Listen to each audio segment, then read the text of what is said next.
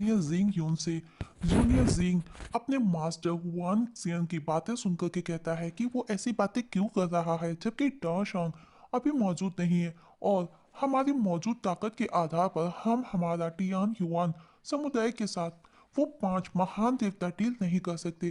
तब मास्टर कहता है अब मैं अमर होने जा रहा हूँ, मतलब अब वो मरने वाला है और मेरी बात ये समुदाय तुम्हारे हाथों में रहेगा। मास्टर की बातें सुनकर के जिंग बोलता है नहीं, आप तो ठीक ठाक है, आपकी हेल्थ भी अच्छी है, फिर क्यों? मास्टर कहता है ये सब हेवन की इच्छा है और अब सब कुछ तुम्हारे हाथ में रहेगा। तुम ही एक हो जिस पर मैं भरोसा कर सकता हूँ, तुमको सब संभालना होगा। जिंग कहता है यहाँ और भी लोग हैं, मैं कैसे इसकी रेस्पॉन्सिबिलिटी ले सकता हूँ? मास्टर उसे समझाता है पर उसे समझ नहीं आता और अब मास्टर अपनी ऊर्जा उसकी बॉडी में ट्रांसफर करता है और बताता है अब उसे जाना है और शायद हम कभी दोबारा मिले, और उसे 3 एम्ब्रॉयडर्ड अलग अलग कलर की पोटली देकर के कहता है जब भी वो प्रॉब्लम में हो कोई भी एक पोटली खोल लेना, और इतना बोल करके फूलों की पत्तियों में बनकर हवा में घुल जाता है। ये देख करके जिंग बहुत दुखी होता है और उसे सब याद आता है कि किस तरह मास्टर ने उसे यहाँ तक पहुंचाया। और अब जिंग डिसाइड करता है कि वो अपनी मास्टर की उम्मीदों पर खरा उतरेगा, कभी भी उन्हें डिसअपॉइंट नहीं करेगा।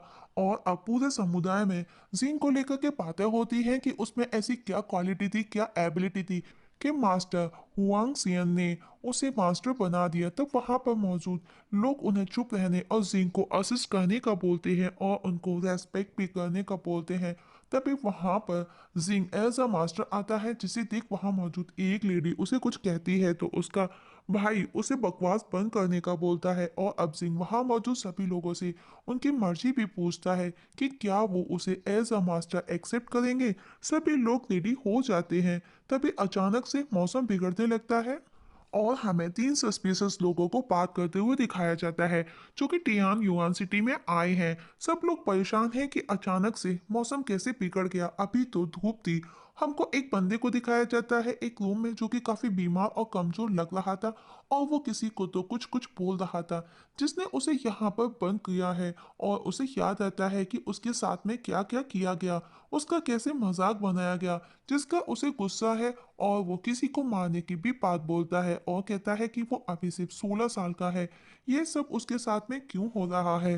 वो लाइफ को जीना चाहता है, वो मरना नहीं चाहता, उसके साथ में ये सब क्या हो रहा है? और गुस्से में पास ही रखे घड़े मीन्स मटके को उठा करके फेंकता है तो देखता है कि किसी ने उसे कैच कर लिया है, जो कि उन्हीं 3 सस्पिशियस लोगों में से एक था। वो उसे पूछता है कि वो यहाँ उसके रूम में कैसे आया। लड़के को लगता है कि कोई डिवाइन फैमिली से उसे मारने आया है। सस्पिशियस बंदा बोलता है तुम अभी तक मरने से डरते हो, जबकि एक ना एक दिन सबको मर जाना है, यहाँ पर सब कुछ खत्म नहीं हो जाता। तब लड़का उसे पूछता है कौन हो जो मेरे रोल को करेक्टर को लेने की कह रहे हो? मतलब वो लड़का समझता है कि वो उसे मारने आया है, जिस पर वो बंदा बोलता है क्या तुमको जरूरत है इस लाइफ की, और तुम्हारी बॉडी में इतने घाव हैं कि तुम 1 घंटे के अंदर मर जाओगे, तुमको 1 घंटा भी नहीं लगने वाला। लड़का उसे पूछता है तुम ये सब कैसे जानते हो? जिस पर वो बंदा बताता है कि मैं तुम्हारे बारे में हर चीज जानता हूँ, तुम्हारी आदतें, तुम्हारा पहनने ओढ़ने का तरीका, हर चीज जो भी तुम हर दिन करते हो, इवन तुम्हारा एक्सपीरियंस भी। ये सुनकर के वो लड़का शॉक्ड हो जाता है कि उसे उसके बारे में इतना सब कुछ कैसे पता है। बंदा उसे कहता है मुझे नहीं लगता कि तुम खुद की पहचान भी जानते हो कि तुम कौन हो। तब वो लड़का उसे पूछता है क्या तुम मुझे बता सकते हो? और अब उसको ब्लड वॉमिटिंग होने लगती है क्योंकि वो बुरी तरह से घायल और बीमार भी है। तब वो बंदा उसे बताता है कि वो वैंग का 10वां पुत्र है और तुम्हारा नाम जियांग जी है। उसे विश्वास नहीं होता कि ये पॉसिबल है। और वो बंदा उसे बताता है कि उसका फादर वैंग उसे तलाश कर रहा है, और अगर फिदर फैमिली का थर्ड चीफ तुम्हारा आइडेंटिटी रिवील कर देगा तो तुम अपने फादर के पास लौट सकोगे। जिसमें जियांग उसे कहता है उसने तो जीने की उम्मीद ही छोड़ दी थी और वो बुरी तरह से बीमार भी था।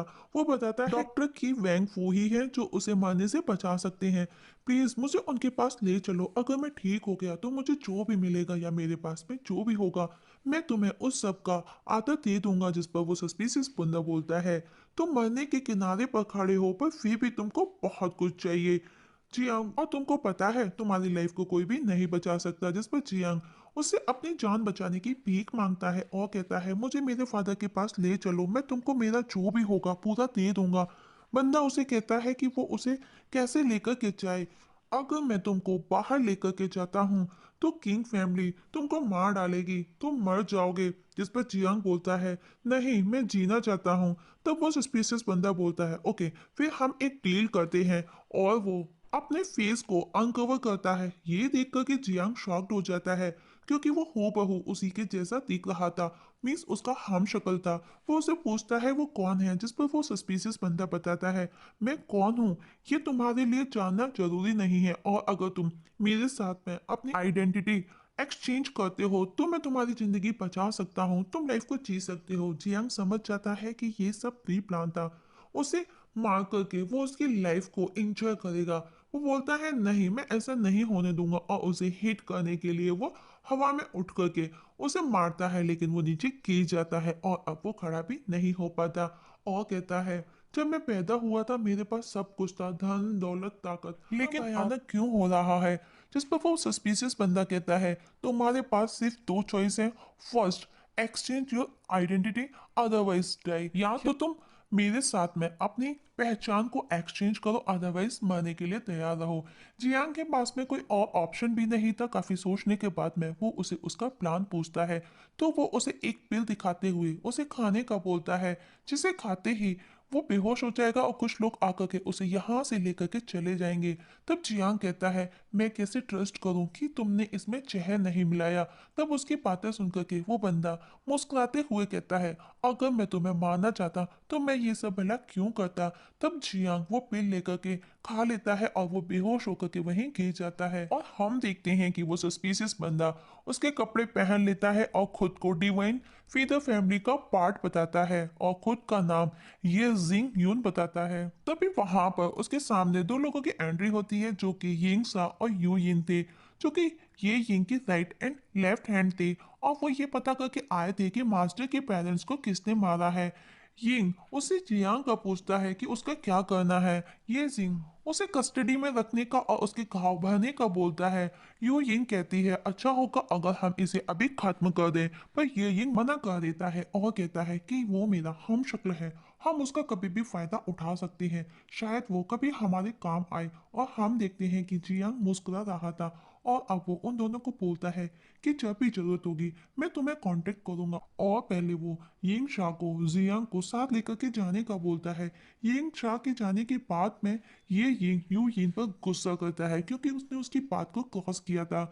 यू यिंग कहती है वो मेरा भाई है, वो भी मास्टर बनने के काबिल है, उसने भी बहुत कुछ किया है। उसकी बातें सुनकर के ये जिंग कहता है ये मैंने जब सुना था तब तुम 3 साल की थी, और उसे गंदी नजरों से ऊपर से नीचे देखने लगता है और उसके फेस को अनकवर कर देता है।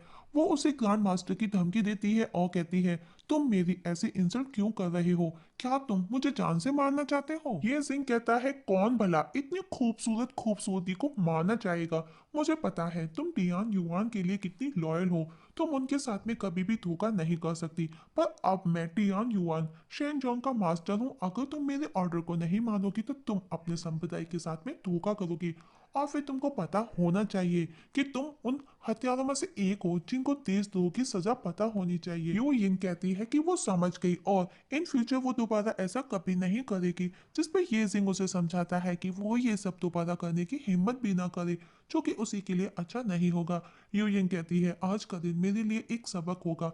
मैंने पहले भी सुना था कि ये जिंग एक फेमस टेबल है। अब ये जिंग उसको जाने का बोलता है, जिस पर यू यिन को लगता है मीन्स उसको विश्वास ही नहीं होता कि वो उसे इतना इजीली कैसे जाने दे सकता है। तब ये सिंह बोलता है कि क्या तुम यहाँ पर रुक करके मेरी सेवा करना चाहती हो। और अब यू यिन वहां से चली जाती है और अब ये सिंह सोच में पड़ जाता है कि उसके बारे में किसको पता चल गया, और उस सूची पत्र को देखता है जिसमें उसे लेडी न्यूवर नजर आती है जिसके जन्म से स्वर्ग के दरवाजे खुल गए, और वो उस सूची पत्र में रियल नजर आ रही थी। और वो सोच में पड़ जाता है कि अगर वो इस नौ देवी की पेंटिंग्स के पीछे का रहस्य पता लगा ले, उसको समझ आ जाए, तो वो मास्टर से दोबारा मिल सकता है। और इतनी दूर आने के बाद में मैं वापस नहीं लौट सकता। अगर मैं जीत गया तो मैं बदला भी ले सकता हूँ। और अगर मैं हार गया तो टियान युआन संप्रदाय पूरी तरह से डिस्ट्रॉय हो जाएगा, जिसमें फीदर फैमिली के साथ साथ में अदर मीन्स जो भी मासूम परिवार हैं वो भी हमारे साथ में दफन हो जाएंगे। इसीलिए मुझे अब और ज़्यादा स्ट्रॉन्ग बनना होगा। वहीं दूसरी तरफ मार्शल आर्ट्स कंपटीशन की तैयारी चल रही होती है। लोग आपस में बातें करते हैं कि इस बार विनर कौन होगा। जिंग जिंग के पास में जुकोंग आता है जो कि पहले फीदर फैमिली के साथ में रहा करता था और बचपन से ही वीक और मार्शल आर्ट में भी वो कमजोर था।